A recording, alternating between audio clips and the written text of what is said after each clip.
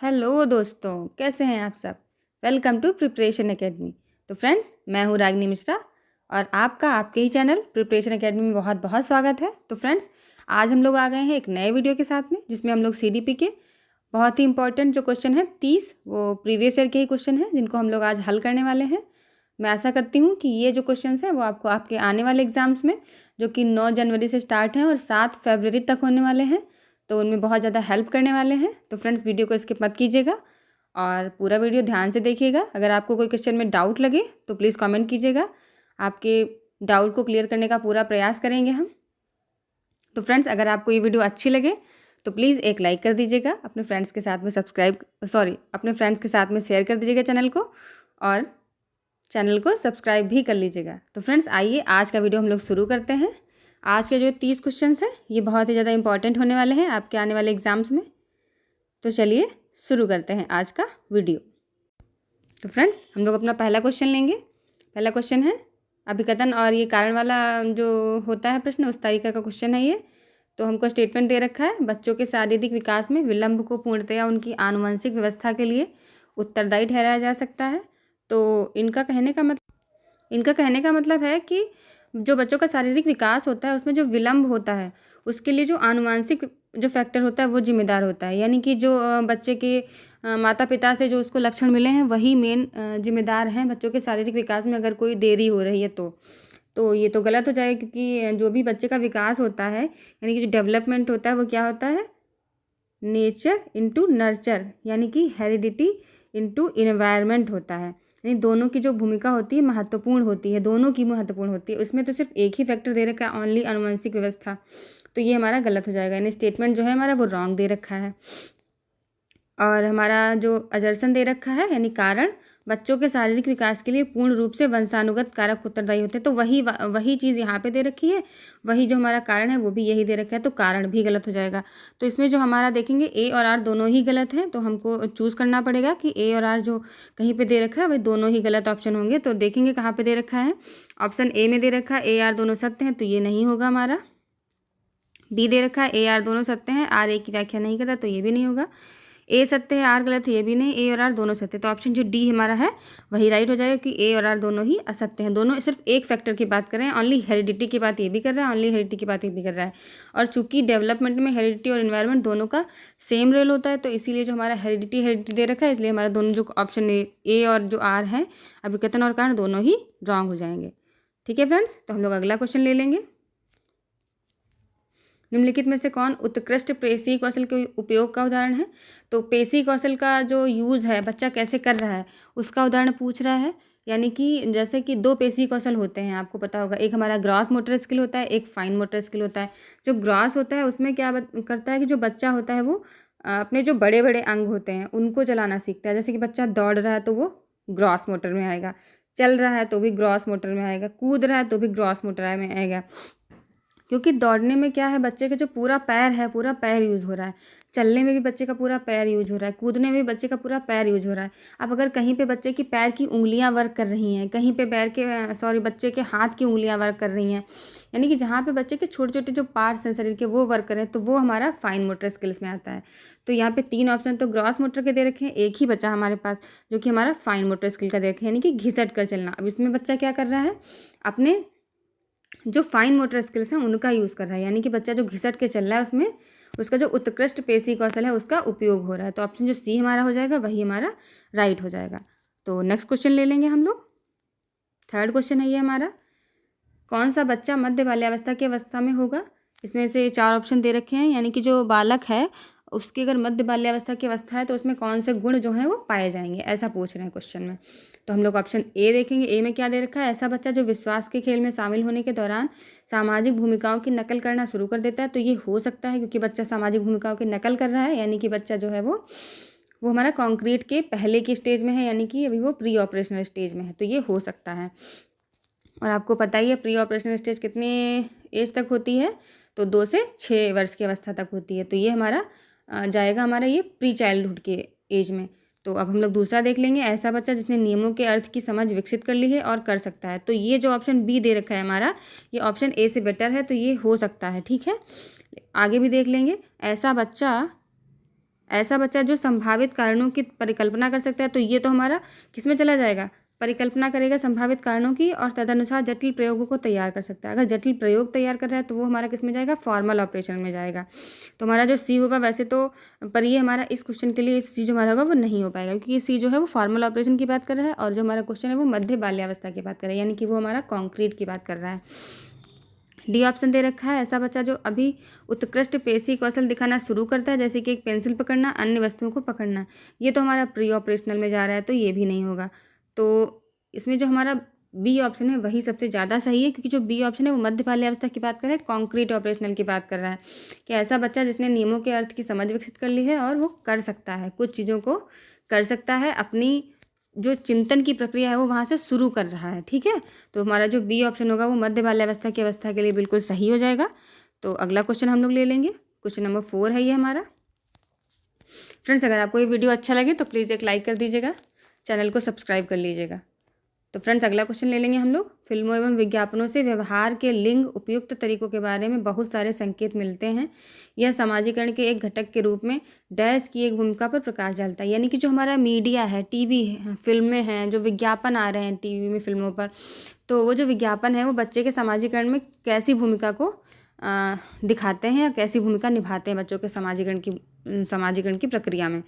तो option A दे रखा है, मीडिया जो है वो प्राथमिक भूमिका निभाता है। तो मीडिया प्राथमिक हो ही नहीं सकता, क्योंकि प्राथमिक तो सिर्फ एक ही होता है, हमारा परिवार। ठीक है, और जितने भी सारे हमारे समाजीकरण के साधन है वो सारे द्वितीयक में आ जाते हैं। ठीक है, तो प्राथमिक में नहीं आएगा। बी ऑप्शन दे रखा है, मीडिया जो है माध्यमिक भूमिका निभाता है, तो ये हो सकता है। अगला भी देख लेंगे, स्कूल प्राथमिक, स्कूल भी द्वितीयक होता है, और स्कूल माध्यमिक हो सकता है। बट चूंकि क्वेश्चन में हमको कह रहा है फिल्म और विज्ञापन के विषय में, तो जो हमारा बी ऑप्शन होगा बिल्कुल सही हो जाएगा। जो मीडिया है वो माध्यमिक भूमिका निभाता है, यानी द्वितीयक की भूमिका निभाता है। ठीक है, तो ऑप्शन बी हमारा इसमें बिल्कुल सही हो जाएगा। नेक्स्ट क्वेश्चन ले लेंगे,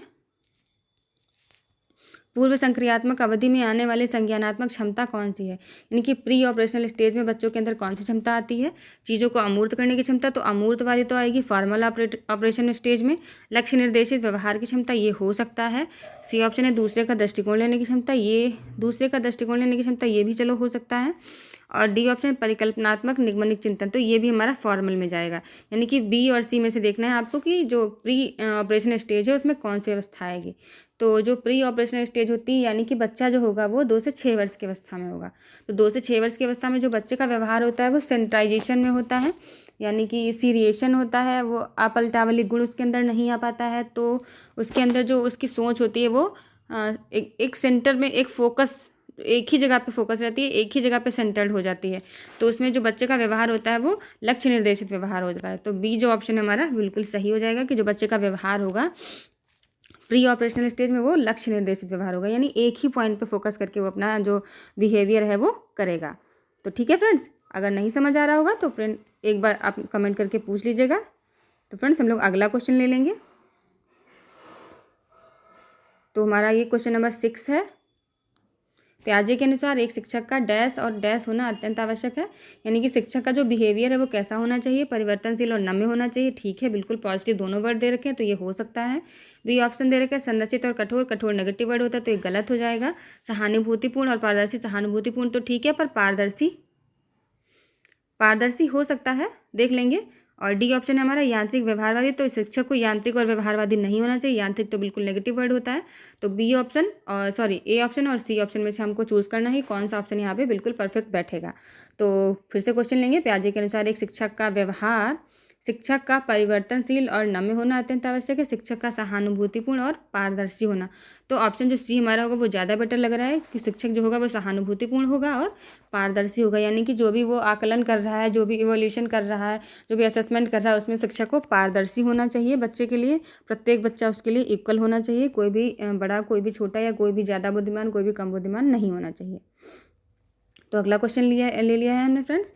लेव वाइगोत्स्की के विचारों में, जो वाइगोत्स्की हैं उनके विचारों के अनुसार क्या कहा गया कि अनुभूति भाषा से स्वतंत्र है, तो ये नहीं है, अनुभूति भाषा से स्वतंत्र नहीं है। बी ऑप्शन है, संज्ञानात्मक विकास भाषा के विकास को निर्देशित करता है, तो ये हो सकता है। सी ऑप्शन है, भाषा संज्ञानात्मक विकास को सुगम बनाती है, तो ये भी ठीक है। और डी ऑप्शन है, संज्ञानात्मक विकास का भाषा के विकास से कोई संबंध नहीं है। तो ऑप्शन बी देखेंगे, संज्ञानात्मक विकास भाषा के विकास को निर्देशित करता है, तो ये बिल्कुल गलत है। जो सी ऑप्शन दे रखा है भाषा संज्ञानात्मक विकास को सुगम बनाती है। और जो ये बी ऑप्शन हमारा दे रखा है ये पियाजे के अनुकूल हो जाएगा। जो पियाजे कहते हैं कि जो भाषा आती है वो संज्ञान से आती है, और जो वाइगोत्स्की कहते हैं वो कहते हैं कि भाषा और संज्ञान दोनों साथ साथ आते हैं। तो ऑप्शन जो बी होगा वो वाइगोत्स्की के लिए तो गलत हो जाएगा, बट पियाजे के लिए बिल्कुल राइट है। और इसके वाइगोत्स्की के विचारों के अनुसार जो भाषा होती है वो संज्ञानात्मक विकास को सुगम बनाती है। तो ऑप्शन सी जो होगा हमारा बिल्कुल राइट हो जाएगा। अगला है क्वेश्चन, लेव वाइगोत्स्की के अनुसार कौन सा कारक बच्चों के संज्ञानात्मक विकास को सुगम बनाता है? कौन सा कारक बनाता है सुगम? सांस्कृतिक उपकरण, ठीक है, अच्छा है। सामाजिक संपर्क, ये भी अच्छा है। संतुलन जो होता है वो पियाजे उसकी बात करते हैं, और पुरस्कार की बात स्किनर करते हैं। पुरस्कार और दंड की बात, तो ये हमारा ए फर्स्ट और सेकंड जो है वो सही हो जाएगा। देख लेंगे कहाँ पे फर्स्ट सेकंड दे रखा है। ऑप्शन सी में दे रखा है फर्स्ट और सेकंड, तो ऑप्शन जो हमारा सी होगा वो इसमें बिल्कुल राइट हो जाएगा। अगला क्वेश्चन ले लेंगे, बाल केंद्रित कक्षा में जो अधिगम होता है वो किस तरीके का होना चाहिए? ऑप्शन दे रखे हैं, उत्तेजना प्रतिक्रिया साहचर्य के रूप में, तो नहीं, बिल्कुल गलत है ये। पुरस्कार दंड पर होना चाहिए, ये भी गलत है। शिक्षक और छात्रों द्वारा सह निर्मित होना चाहिए, तो सी ऑप्शन बिल्कुल सही हो जाएगा। डी ऑप्शन है पूर्णतः शिक्षक पर निर्भर, तो ये भी गलत हो जाएगा। ऑप्शन सी जो हमारा होगा वो इसमें बिल्कुल राइट हो जाएगा। यानी कि अगर बाल केंद्रित कक्षा है तो उसमें शिक्षक और छात्र दोनों जो होंगे मिलकर प्रतिक्रिया और करके ही टीचिंग लर्निंग की जो प्रोसेस होगी उसको बनाएंगे। तो अगला क्वेश्चन है हमारा 10th क्वेश्चन है ये, लॉरेंस कोलबर्ग के नैतिक विकास के सिद्धांत के किस चरण में बच्चे दूसरों के इरादे की उपेक्षा करते हैं और इसके बजाय अधिकार एवं नकारात्मक परिणामों के भय पर ध्यान केंद्रित करते हैं? यानी कि कह रहे हैं कि जो बच्चा है वो इस स्टेज में है कि वो कोई भी काम कर रहा है तो उसके जो नेगेटिव परिणाम आने वाले हैं उसके बारे में वो सोच रहा है।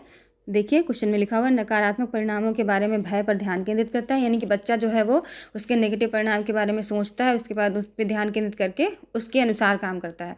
तो बच्चे को डर है उस चीज़ का, तो वो किसकी बात करें? दंड और आज्ञा पर आकारिता विन्यास, तो यही हमारा बिल्कुल राइट हो जाएगा। बच्चे को दंड का भय है। बच्चा जो भी वर्क कर रहा है वो दूसरों के नैतिक सिद्धांत को जान कर रहा है कि अगर मैंने ये किया तो इससे ये परिणाम आएगा, फिर मुझे दंड मिलेगा, तो उसको भय है उस चीज़ का।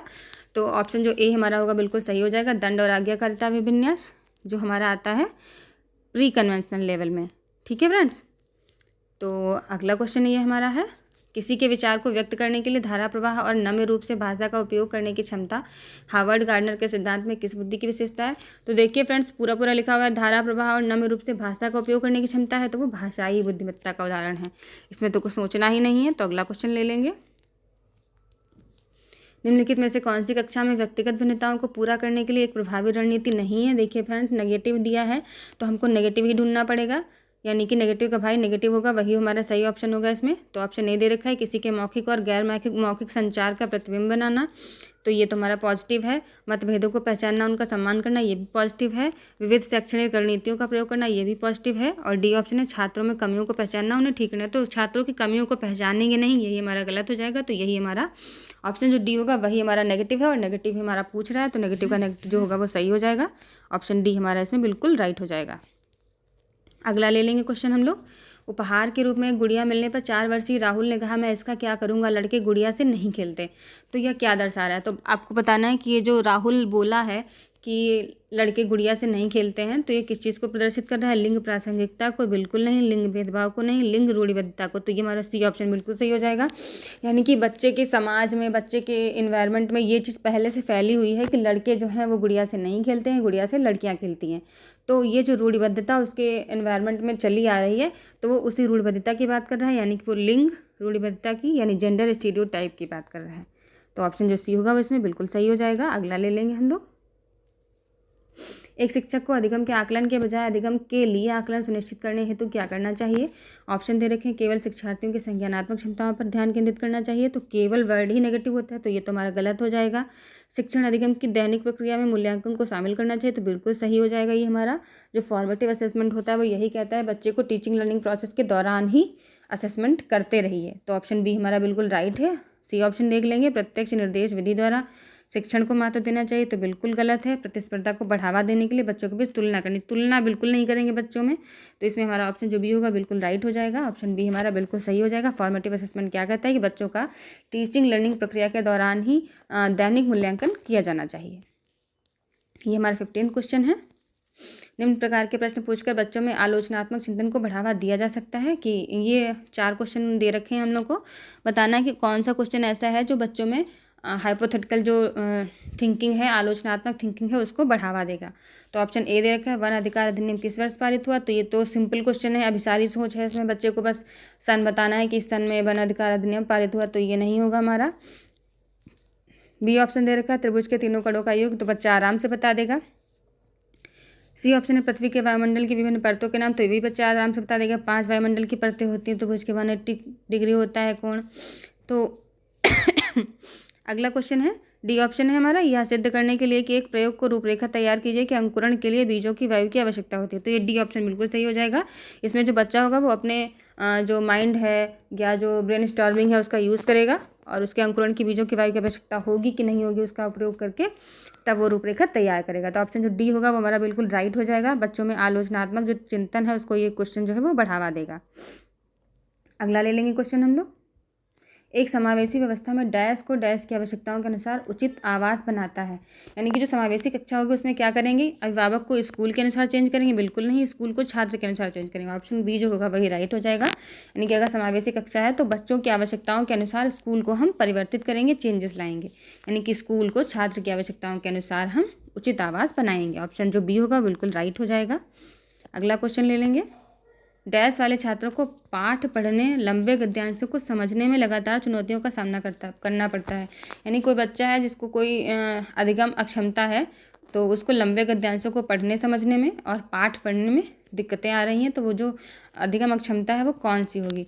तो सेरेब्रल पाल्सी होगी? तो नहीं होगी। डिसकैल्कुलिया तो गणित से संबंधित होती है, तो ये भी नहीं होगी। डिसलेक्सिया बिल्कुल सही है। और लोकोमोटर विकलांगता यानी कि बच्चे को चलने फिरने में समस्या होती है तब होती है।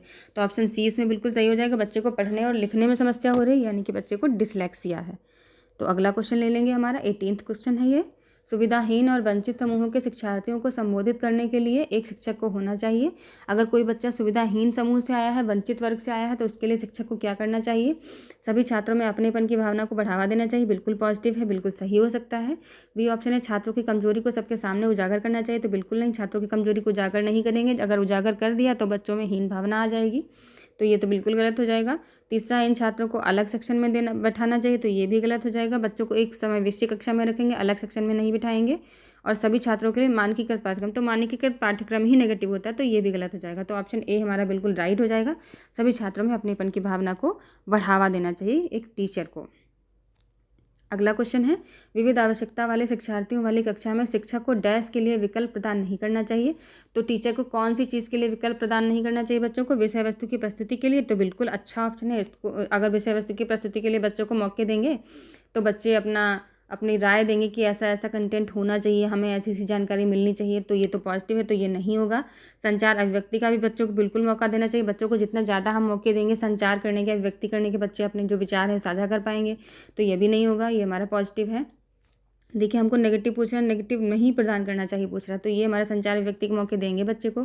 सूचना पर दृष्टिकोण रखने के मौके देंगे बच्चे को कि दुनिया में क्या हो रहा है, कौन सी चीज़ें नई इन्वेंट हो रही हैं, कौन सी प्रगति हो रही है किस सेक्टर में, तो बच्चों को जो सूचनाएं हैं उन पर भी दृष्टिकोण रखने का बिल्कुल मौका देंगे, तो ये भी पॉजिटिव है। और डी ऑप्शन दे रखा है, शिक्षार्थियों की रूढ़िबद्धता, तो शिक्षार्थियों की रूढ़िबद्धता पर हम उसको फोकस नहीं करने देंगे।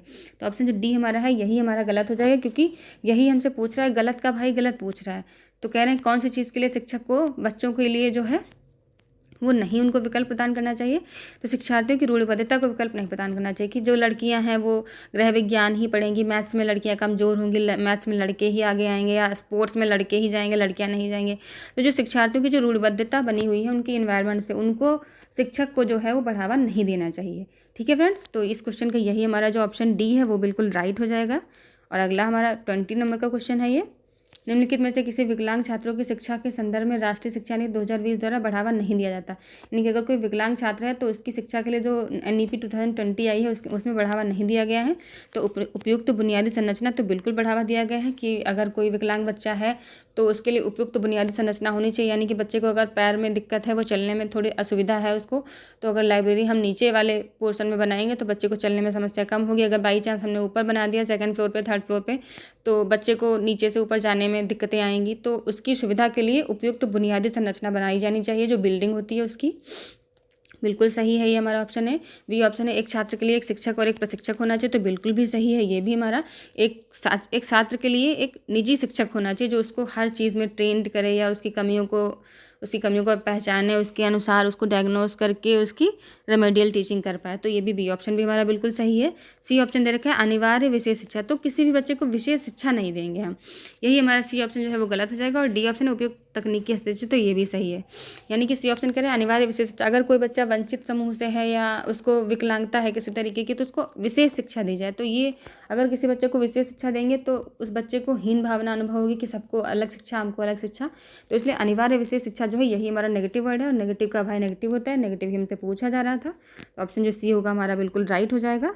नेक्स्ट क्वेश्चन ले लेंगे हमारा 21वां क्वेश्चन है ये, बच्चे कैसे सीखते हैं। तो ऑप्शन दे रखे हैं पढ़कर सीखते हैं, बिल्कुल सीखते हैं, सुनकर भी सीखते हैं, देखकर भी सीखते हैं और करके भी सीखते हैं। यानी कि फर्स्ट सेकंड थर्ड फोर्थ चारों सही हो जाएंगे। देख लेंगे फर्स्ट सेकंड थर्ड फोर्थ, ये देखिए ऑप्शन डी में दे रखा है फर्स्ट सेकंड थर्ड फोर्थ।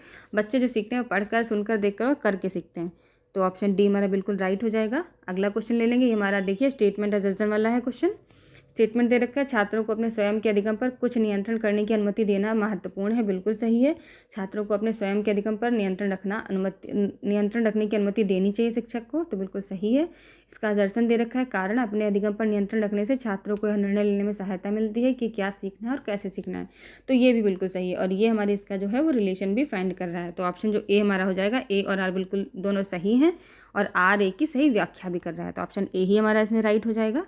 अगला क्वेश्चन ले लेंगे 23 है ये, शिक्षक को ऐसी गतिविधियों को बढ़ावा देना चाहिए जो अनेकार्थी हों, सांस्कृतिक रूप से उपयुक्त हों, अत्यंत जटिल हो, तो जटिल की तो बात ही नहीं करेंगे, अर्थहीन हो ये भी नेगेटिव है।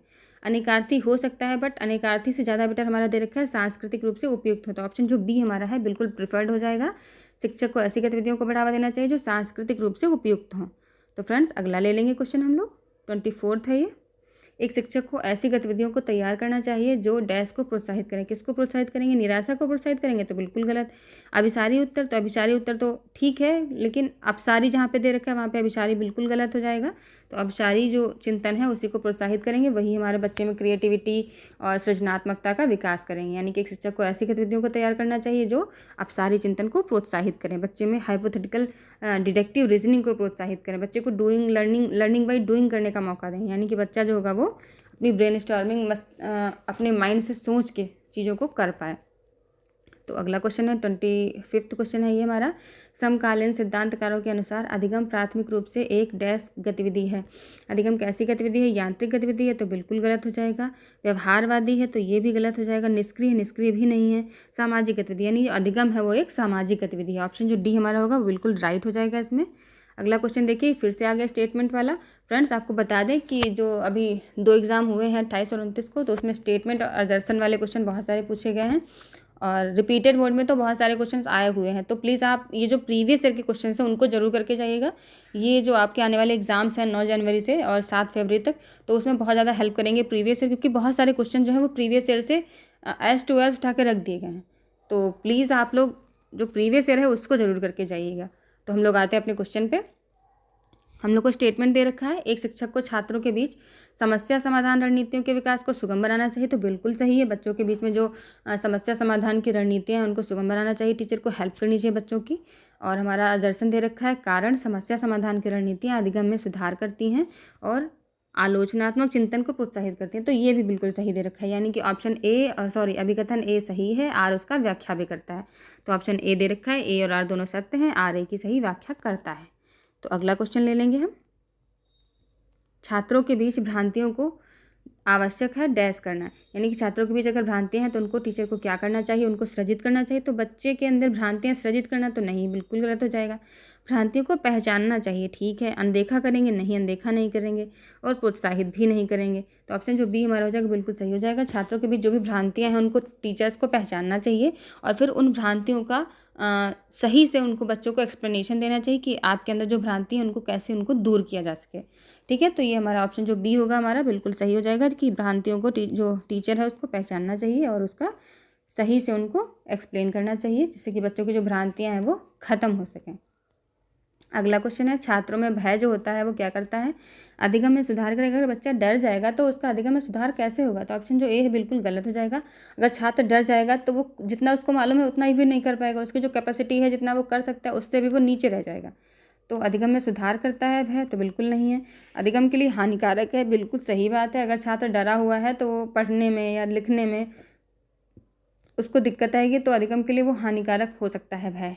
सी ऑप्शन है, अधिगम के लिए आवश्यक है तो आवश्यक भी नहीं है। और कोई प्रभाव नहीं डालता तो प्रभाव तो वो डालता है। अधिगम अगर छात्रों में भय है तो जो छात्र होगा, बच्चा जो होगा, वो उसकी जो कैपेसिटी है वो उतना नहीं कर पाएगा डर की वजह से। अभी आप ही लोग देख लीजिए, अगर आपका तैयारी थोड़ा सा कम भी हुआ है और आपका एग्ज़ाम आ गया तो आपको टेंशन आ जाएगी कि हाँ मेरा एग्ज़ाम है, तो आपको उस टेंशन में जितना आता है वो भी आपको लगेगा कि मुझे कुछ याद नहीं है, सब मैं भूल गया हूँ।